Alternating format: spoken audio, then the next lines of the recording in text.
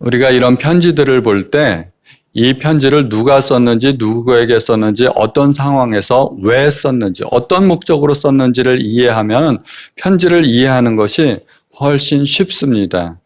국군 장병들에게 초등학생들이 편지를 썼습니다. 왜 썼을까요? 위문 편지죠. 나라를 지키느라고 힘들고 고생 많이 하는데 참 고생하십니다. 이 편지 받고 힘내세요 하는 그런 의미로 쓰는 편지입니다. 편지마다 목적이 있습니다. 이 베드로 전서는 사도 베드로가 쓴 편지인데 로마에서 시작된 박해의 불길이 로마가 다스리는 온 제국으로 번져나가기 시작한 그때였습니다. 그래서 이 엄청난 박해 가운데 있는 성도들을 위로하기 위해서 사도 베드로에 의해서 기록된 서신서입니다. 고난이 있지만 믿음으로 승리하고 영원한 하나님의 나라를 바라보라는 것입니다. 이러한 측면에서 베드로전서는 소망의 서신 또는 격려의 서신이라는 별명들이 붙어 있습니다. 이 서신서의 대상은 소아시아 여러 지역에 흩어져 있는 교회와 성도들입니다.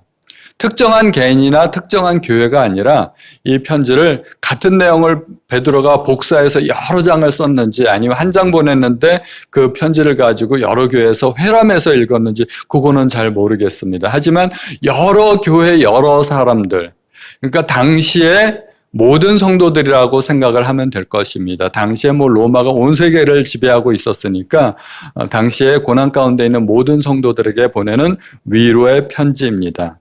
장차 임할 대박해의 심각성을 예견하듯이 본서에서는 21번에 걸쳐서 고난이라는 단어가 등장합니다. 이 짧은 서신서에서 고난이라는 단어가 이렇게 많이 등장하는 것은 베드로가 고난에 대해서 깊이 염두에 두고 있다는 것입니다.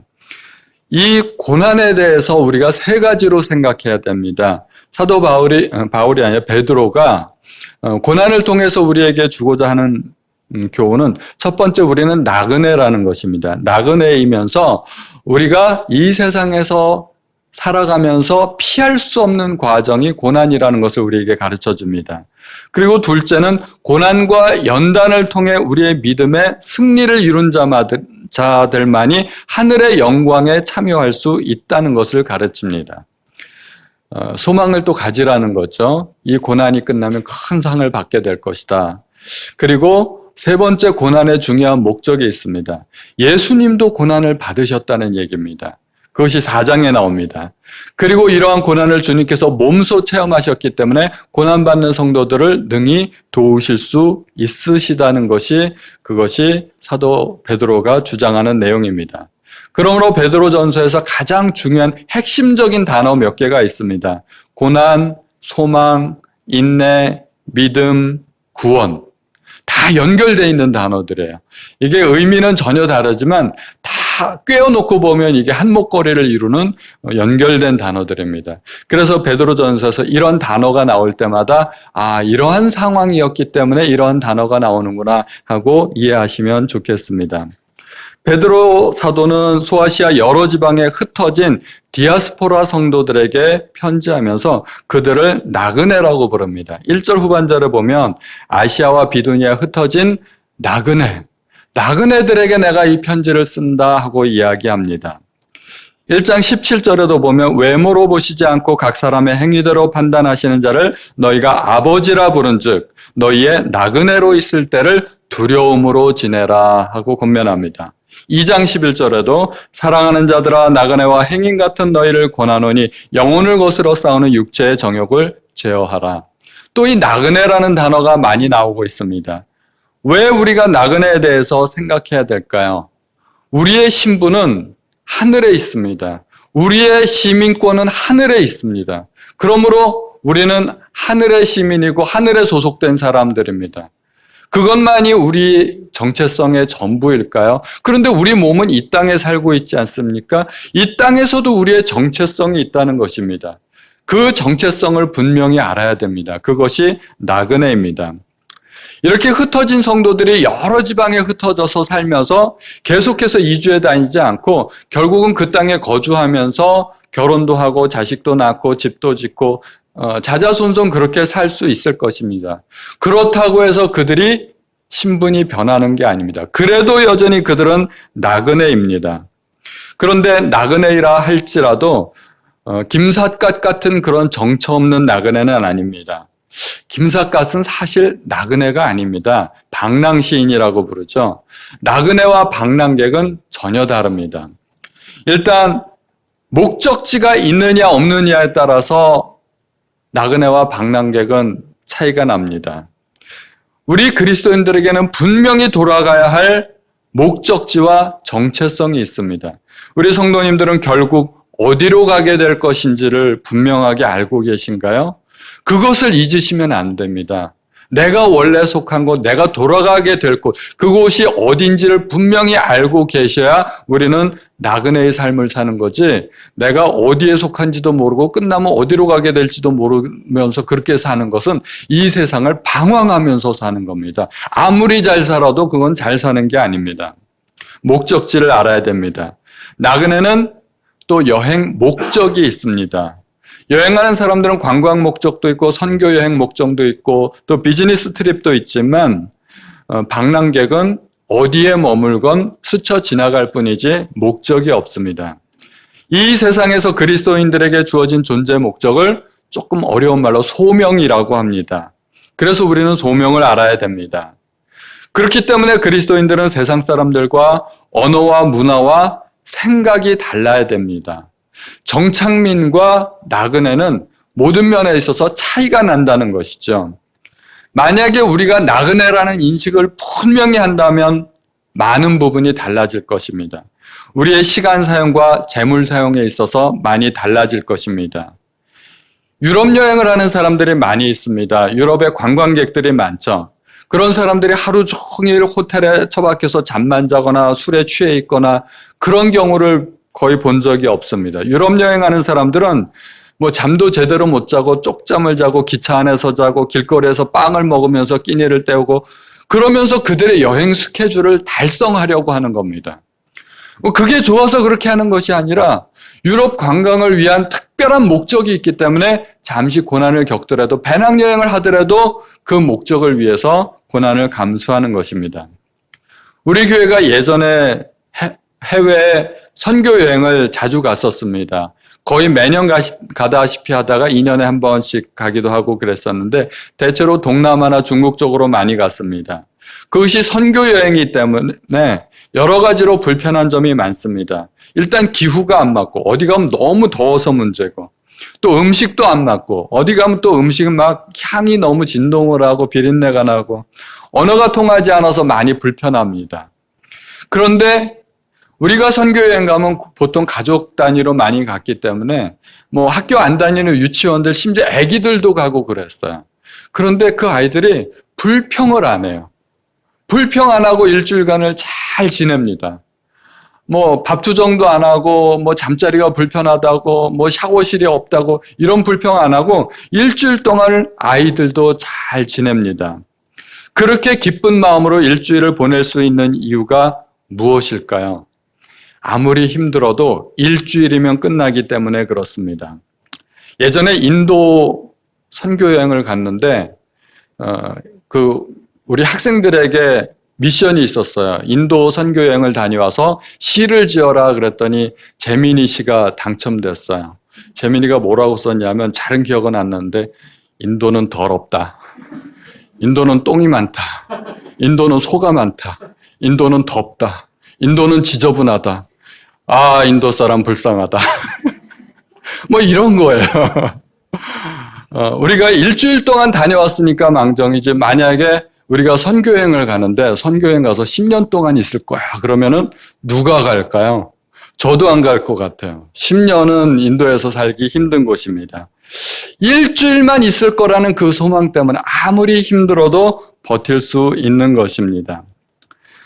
나그네에겐 소망이 있습니다. 나그네의 소망은 본국이고 본향입니다.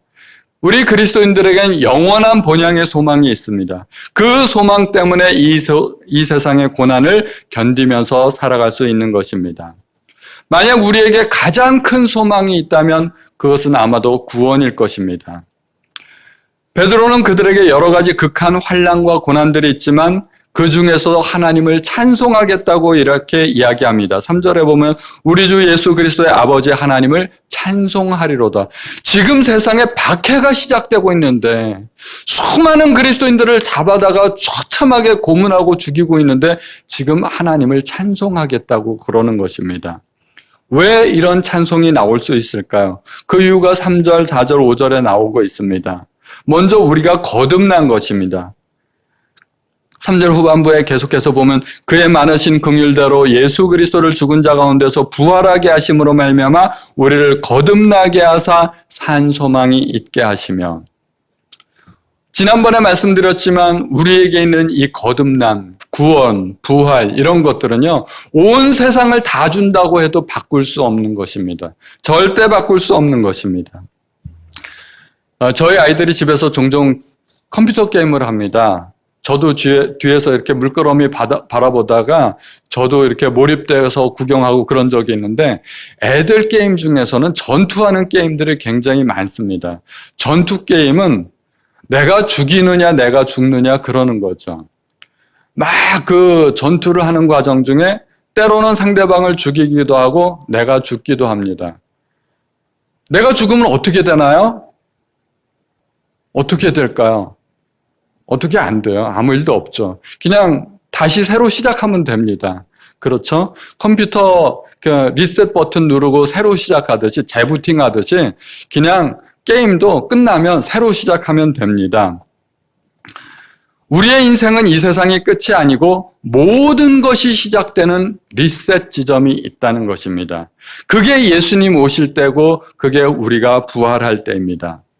아무리 늙었어도 젊은 모습으로, 아무리 병들었어도 건강한 모습으로, 아무리 가난해도 부유한 모습으로 우리는 모든 것을 다시 시작하는 그 지점이 있습니다. 그렇기 때문에 그것이 우리에게 소망이 될 수 있는 것입니다. 그래서 베드로는 산 소망에 대해서 이야기하고 있는 것입니다. 두 번째는 4절에 나와 있는 대로 썩지 않고 더럽지 않고 쇠하지 않은 유업을 잊게 하시나니 곧 너희를 위하여 하늘에 간직하신 것이라. 우리가 영원히 상속하게 될 그 유업에 대해서 이야기하고 있습니다. 그 유업은 하늘에 간직된 것입니다. 이 세상에서의 삶이 끝나면 하나님께 이어받게 되는 그런 영광스러운 소망을 가지게 됩니다. 우리가 물려받아야 할 그 유업은 이 땅에 속한 것이 아닙니다. 그래서 소망이 있는 것입니다. 예전에 한 목사님 이야기를 말씀드린 적이 있습니다. 그 교회 한 청년에게 꿈이 뭐냐 물어봤더니 재벌 2세요. 서슴지 않고 대답했습니다. 그러더니 이어서 하는 말이, 그런데 우리 아버지가 게을러서 제 꿈이 이루어지지 않고 있습니다 하고 말하고 있는 거예요. 자기 꿈을 이루기 위해서는 아버지의 역할이 중요한데 아버지가 게을러가지고 자기 꿈을 이루어주지 않고 있다는 것입니다. 하늘에 계신 우리 아버지는 어떠실까요? 온 세상을 창조하신 분인데 재벌 아니시겠습니까? 진짜 재벌입니다. 그렇다면 우리의 신분은 뭘까요? 우리는 재벌 2세. 그분을 우리가 아버지라고 부르잖아요. 그러니까 이 세상에선 잠깐 고난이 있어도 진짜 우리의 정체성은 재벌 2세 맞습니다. 그러니까 그걸 꿈이라고 얘기하면 안 돼요. 우리는 이미 그 꿈을 이루었습니다. 우리는 다들 재벌 2세입니다. 그리고 지금은 이 땅에서 우리가 물려받을 그 기업에 투자금을 열심히 보내고 있는 중이라고 생각하시면 됩니다. 그 유업은 절대 쇠하지 않는다고 합니다. 불황도 없고 절대 주가가 떨어지지 않을 것입니다. 이 땅의 기업은 쇠합니다. 내가 아무리 잘해도 변수를 만날 수가 있습니다. 우리나라에서 IMF가 터졌을 때 건강하던 중소기업들이 연쇄도산에 걸려가지고 그냥 맥없이 무너지고 부도가 나고 그런 일들이 있었습니다. 기업 경영을 잘못해서 그런 것이 아니라 그냥 그런 국제적인 상황을 만났기 때문에, 그런 국가의 상황 속에서 어쩔 수 없이 그렇게 되는 것입니다. 지금은 코로나19라는 그런 엄청난 세계적인 대재앙을 겪고 있습니다. 그래서 세계 많은 기업들이 도산하고 무너지고 개인들은 또 어려움을 겪고 직장을 잃고 그런 일들을 겪고 있습니다. 주가가 많이 떨어지면서 주식 투자의 황제로 불렸던 워렌 버핏도 손해를 많이 봤다고 합니다. 그 손의 액이 뭘까요? 60억의 만배인 60조랍니다. 60조 손해를 봤답니다. 평생 벌어놓은 돈 아마 이 한 방에 거의 다 날아갔을 거라고 생각이 됩니다. 그러니까 이 땅의 재산은 어떤 겁니까? 주님 말씀하신 대로 도둑이 도적질하고 좀이나 동록이 해하는 곳입니다. 내가 아무리 지키려고 해도 지켜지지 않는 겁니다. 이 땅의 재산이 내 마음대로 되지 않는 것입니다. 세 번째로 하나님을 찬송할 수 있는 것이 하나님의 보호하심입니다. 5절에 보면 너희는 말세에 나타내기로 예비하신 구원을 얻기 위하여 믿음으로 말미암아 하나님의 능력으로 보호하심을 받았느니라. 하나님께서 당신의 택하신 백성들을 보호하신다는 것입니다. 이번에 코로나 사태가 터지자 여러 나라의 코로나가 급증하게 되었고 세계 항공 노선들이 다 중단되는 사태가 벌어졌습니다. 대한민국 국민들 중에 해외에 거주하는 국민들이 있지 않습니까? 해외에 거주하는 국민들이 갑자기 그 나라의 코로나가 급격하게 번지면서 코로나에 감염될 위험성이 커지게 되었습니다. 정부에서 어떻게 했습니까? 특별 전세기를 보내가지고 국민들 다 실어왔습니다. 여러 나라에 전세기 보내서 대한민국 백성들을 보호하기 위해서 그들을 다 실어왔습니다. 브라질에서는 발이 묶인 기장 한 명이 있었다는데 이 기장 한 명을 위해서도 전세기를 보냈다고 합니다. 대한민국 참 좋은 나라입니다. 아시죠? 대한민국 백성은 대한민국 정부가 보호한다는 것입니다. 하나님의 백성은 누가 보호할까요? 하나님이 보호하십니다. 우리나라 애국가에도 들어있지 않습니까? 하나님이 보호하사. 그런데 이 시험을 간과할 수가 없습니다. 6절부터는 본격적으로 시험 얘기가 나옵니다. 그러므로 너희가 이제 여러 가지 시험으로 말미암아 잠깐 근심하게 되지 않을 수 없으나 오히려 크게 기뻐하는도다. 성경을 읽어보면 참 이해가 안 돼요. 시험을 만났는데 기뻐한대요. 이게 보통의 상식으로 이해가 되는 이야기가 아니죠. 그들이 만난 여러 가지 시험은 환경적인 시험, 단순히 환경이 어렵다 이런 정도가 아니라 어마어마한 핍박입니다. 초대교회 때부터 시작된 핍박입니다. 시험을 만나면 누구나 근심하게 됩니다. 그런데 그 기간이 잠깐이라는 것입니다. 그 시험을 통해서 우리의 믿음이 드러나기 때문입니다. 그것은 불로 연단하면 없어져 버릴 금보다 훨씬 더 귀하다고 합니다. 시험으로 말미암아 우리의 믿음이 성장하고 칭찬과 영광과 존귀를 얻게 되기 때문입니다.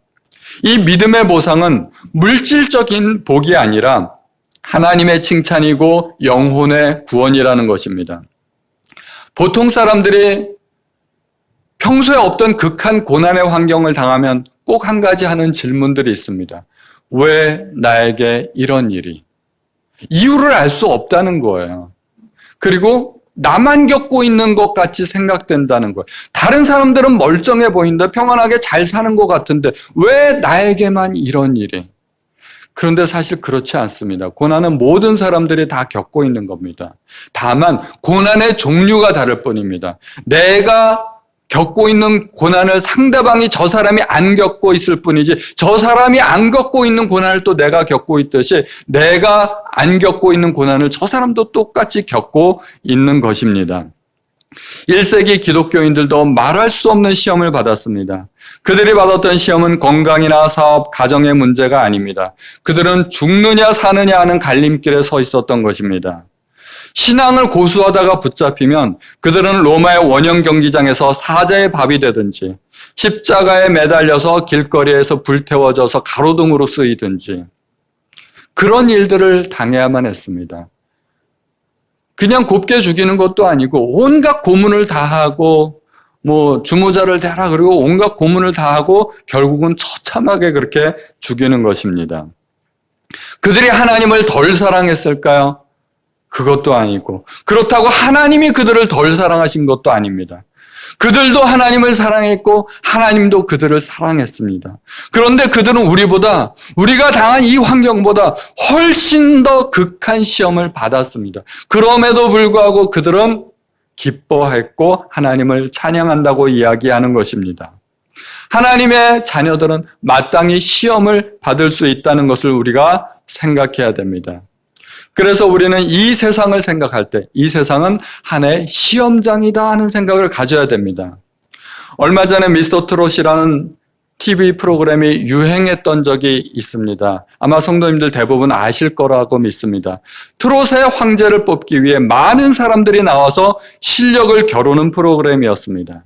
상을 받으려면 자기의 실력을 보여주어야 합니다. 어느 누구도 따라올 수 없는 모든 사람 가운데 최고의 실력을 보여주어야 그에 합당한 상을 받게 되는 것입니다. 배우를 선발할 때도 오디션을 보죠. 그래서 가장 배우로서의 적합한 사람을 배우로서 뽑게 되는 것입니다. 그러므로 정말 배우가 되기 위해서는 오디션을 잘 해야 됩니다. 성악가가 되기 위해서도 노래 불러야 되고 이런 오디션을 보지 않습니까? 그런 의미에서 이 세상은 한편의 큰 연극이나 장편 드라마라고 생각하면 됩니다. 이 온 세상이라는 무대 위에서 7, 80년간 펼쳐지는 장편 대화 드라마라고 생각하시면 됩니다. 극 중의 인물은 실제 상황이 아닙니다. 극과 현실은 많이 다릅니다. 드라마에서 왕으로 나왔던 사람이 실제로도 왕은 아니잖아요. 그냥 배우일 뿐이지. 한 편의 연극이 끝날 때까지, 드라마가 끝날 때까지 그 역할을 맡았을 뿐입니다. 왕도 극 중의 왕이고 거지도 극 중의 거지일 뿐입니다. 드라마에서 가난한 배우들이 실제로는 부자인 경우가 굉장히 많습니다. 이번에 오스카상을 4개나 받은 기생충이라는 영화를 보셨습니까? 반지하방을 사는 가난한 한 가족의 이야기를 다루고 있습니다. 영화 속에서는 찢어지게 가난하지만 그분들은 제가 믿기로는 저보다 부자예요. 다들. 저는 그렇게 생각해요. 극 중에서는 그렇게 찢어지게 가난하지만 실제로는 그렇게 가난하지 않다는 겁니다. 극 중 역할과 실제 인물은 차이가 많다는 것입니다. 그렇게 드라마나 영화 촬영이 끝나고 나면 원래의 각자 삶으로 돌아가기 때문에 가난한 역할도 때로는 불구자 역할도 고난당하는 역할도 기쁨으로 감당할 수 있다는 것입니다. 그렇게 자기가 맡은 역할을 훌륭하게 감당했을 때 그러한 배우들에게 주어지는 상이 있습니다. 세계적으로는 오스카상이 있고 우리나라에선 청룡문화재 그런 상을 받게 됩니다. 어떤 사람들은 이 세상이 불공평하다고 이야기합니다. 누구는 날 때부터 금수저 물고 태어나고 누구는 아프리카 오지에서 태어나 유엔의 도움을 받지 않으면 살 수조차 없는 그런 아기로 태어나기도 하는 것입니다. 누구는 태어날 때부터 선천적인 질병이나 장애를 갖고 태어납니다. 이런 것에 대해서 왜 세상은 이렇게 불공평한가라고 이야기합니다. 그런데 우리가 알아야 할 것이 있습니다. 그것이 우리의 참 신분은 아니라는 것입니다. 우리가 이 세상에서 가난하다고 하나님 나라에서 가난할까요? 이 세상에서 불구라고 하나님 나라에서도 불구일까요? 그렇지 않다는 것입니다. 우리는 그 역할을 맡았을 뿐입니다. 우리가 이 세상을 살아가는 동안에 맡은 역할을 수행할 뿐입니다. 가난한 사람은 가난한 역할을 맡았을 뿐입니다. 하나님이 시험하시는 게 있습니다. 그가 과연 이 세상에서 가난한 삶을 살아가면서도 하나님을 원망하지 않고 감사하며 살아갈 수 있는가? 하나님께서 오디션 보시는 겁니다. 부자인 사람들도 부자의 역할을 맡고 그 오디션을 하나님께서 보시는 것입니다. 하나님께서 보시는 내용이 있습니다. 그가 과연 이 세상에서 부유한 삶을 살아도 타락하지 않고 믿음으로 하나님을 섬길 수 있는가? 그에게 맡겨진 그 부를 하나님과 이웃을 위해 사용할 수 있는가? 하나님께서 보시는 겁니다. 그것을 보시고 진짜 상은 하나님 나라에서 따로 있다는 것입니다. 이 세상의 부귀영화는 한편의 꿈일 뿐입니다.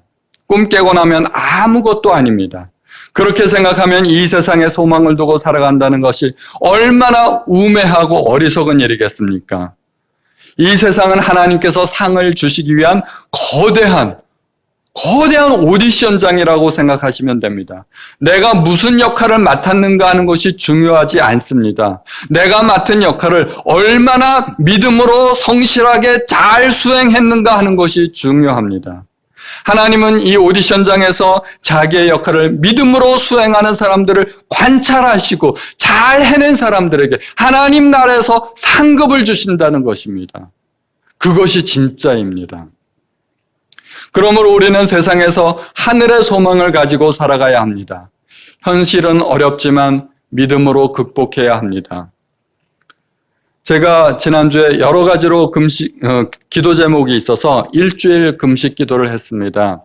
토요일부터 금요일까지. 그리고서 토요일 날 마쳤습니다. 토요일부터 식사를 시작했는데 때마침 성도님들 중에서 중요한 기도 제목들을 보내주신 분들이 있어서 기도를 많이 했습니다. 그분들을 위해서 또 교회를 위해서 간절히 기도했습니다. 그런데 금식할 때 가장 많이 드는 생각이 뭔지 아세요? 금식할 때 가장 많이 드는 생각이 있습니다. 아, 힘들다. 포기하고 싶다. 이거 빨리 끝났으면 좋겠다. 그런 생각이 듭니다. 실제로 그래요. 그래서 하루하루가 지날 때마다 이게 날짜를 세죠. 아, 오늘 드디어 하루가 끝났다. 또 하루가 지나갔다. 그러면서 소망을 갖게 됩니다. 이번 금식에서 제가 가장 힘들었던 것은 6일째였습니다. 7일째는 힘이 나더라고요. 더 눈도 밝아지고 더 힘이 나가지고 아무런 불편 없이 살 수 있었습니다. 하루를 더 금식했는데 왜 6일째보다 7일째가 더 힘이 날까요? 왜 그랬을까요? 아시죠? 마지막이니까 힘내자, 오늘만 버티면 된다. 그겁니다. 그래서 하루하루를 지낼 때마다 기뻐할 수 있는 겁니다. 오늘도 하루가 지나갔다. 며칠만 더 참자 그러면서 소망을 가지게 되고 기뻐하는 거죠. 그것이 고난 중에 기뻐하는 것입니다. 고난 어렵죠. 금식 고난입니다. 힘들고 어렵지만 고난 중에 기뻐할 수 있고 금식 중에도 기뻐할 수 있습니다. 드디어 하루가 또 끝났구나 하는 그런 기쁨을 가질 수가 있습니다. 금식 기간 중에 가장 큰 소망이 무엇인지 아십니까? 금식 해보시면 아는데 금식 끝나고 나면 그동안 못 먹었던 것들 마음껏 한번 먹어보겠다는 그런 소망을 갖게 됩니다. 금식 기간 중에는 아이들이 먹는 과자 한 조각도 얼마나 맛있게 보이는지 모릅니다. 금식 기간 중에 가장 행복한 일이 뭔지 아세요? 남들이 옆에서 음식 먹을 때 그 음식 냄새 맡는 거. 그게 진짜 참 행복이었습니다. 금식 끝나고 나면 소망이 있죠. 나도 저거 먹어야지. 리스트를 만들죠. 이것도 먹어야 되고 저것도 먹어야 되고 먹어야 될 게 많아요. 그래서 금식 중에 그런 소망을 갖게 됩니다. 이것이 고난 중에도 우리가 소망을 갖게 되는 하는 원리가 될 수 있는 것입니다. 지금은 여러 가지로 온 세상이 힘든 때입니다. 세계적으로 이런 상황을 맞아본 적이 없습니다. 그렇다고 넋놓고 있을 수만도 없습니다. 그것은 우리가 맡은 역할을 믿음으로 감당하는 것이 아닙니다.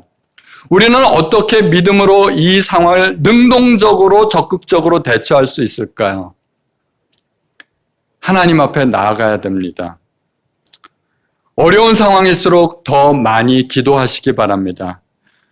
또 특별한 상황에서는 특별한 기도가 필요할 수도 있습니다. 예를 들면 저같이 금식 기도할 수 있습니다. 이스라엘 민족이 바벨론의 포로로 잡혀갔을 때 에스더 왕비 때 큰 위기를 맞았습니다. 민족 멸절의 큰 위기를 맞았습니다. 그리고 그들은 하나님 앞에 3일간을 금식했고 에스더 왕비가 나아갈 수 없는데 왕 앞에 나아갔습니다. 그리고 민족적으로 구원을 받았습니다. 우리가 할 수 있는 기도 가운데는 서원 기도도 있습니다. 이스라엘의 사사였던 입다는 전쟁에 나가면서 하나님께 서원 기도를 했습니다. 그리고 전쟁에서 이겼고 약속을 지켰습니다. 응답받은 것입니다. 우리도 얼마든지 서원 기도할 수 있습니다. 이 고통의 기간만 지나면, 만약에 이 문제만 해결되면 하나님, 제가 더 열심히 이전보다 더 잘 하나님을 섬기겠습니다. 주일 예배 빠지지 않겠습니다. 금요 예배도 나오겠습니다. 새벽 예배도 빠지지 않고 나오겠습니다. 그 중에 한 가지만이라도 여러 가지 우리가 서원을 할 수 있습니다. 우리가 예전에 하던 방식대로 그대로 기도하지 말고 특별한 문제가 있을 때는 특별하게 하나님 앞에 한번 나아가 보시기 바랍니다. 여러분 성도님들 앞에 도전을 드립니다. 이 세상은 우리가 잠시 사는 세상일 뿐입니다. 잠시 사는 세상에 우리의 영원한 소망을 두지 않으시기 바랍니다. 우리의 소망을 영원한 하나님의 나라에 두시는 성도님들 되시기를 축원합니다.